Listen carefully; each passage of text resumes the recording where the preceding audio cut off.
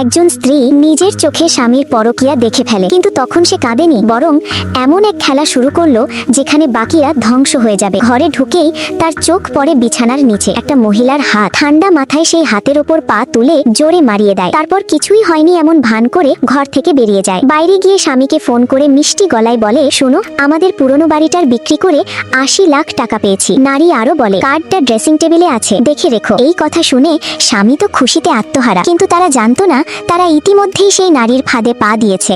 আসলে নারী আগেই তাদের অবৈধ সম্পর্ক জেনে গিয়েছিল, তাই সে ইচ্ছে করে এই টাকা পাওয়ার খবর দেয় আর আসল কার্ড বদলে দিয়ে রাখে এমন একটি কার্ড যার মাসিক লিমিট মাত্র 100 টাকা। রাতেই তারা সবাই যায় শহরের সবচেয়ে বিলাসবহুল হোটেলে। প্রেমিকা বড়াই করে লাখ লাখ টাকার খাবার অর্ডার করে, আত্মীয়দের ডেকে নিজের স্ট্যাটাস দেখায়। নারীও চুপচাপ সবচেয়ে দামি খাবারগুলো অর্ডার করে। বিল দাঁড়ায় 14 লাখ। তারপর শুরু হয় আসল নাটক। ওয়েটারের সামান্য ভুলে রাগে প্রেমিকা দামি এক কাপ ভেঙে ফেলে, এমনকি 38 লাখ টাকার একটি প্রাচীন ফুলদানিও ভেঙে ফেলে। স্বামী আত্মবিশ্বাসে বলে, 12টা বাজলেই সব টাকা দিয়ে দেব, সবাই অপেক্ষা করছে। কিন্তু স্বামী যখনই বিল পরিশোধ করতে যায়, আচমকা লেনদেন ব্যর্থ, কার্ডের সমস্ত টাকা আটকে যায়। চারপাশ নিস্তব্ধ, স্বামীর মুখ ফ্যাকাশে হয়ে যায়।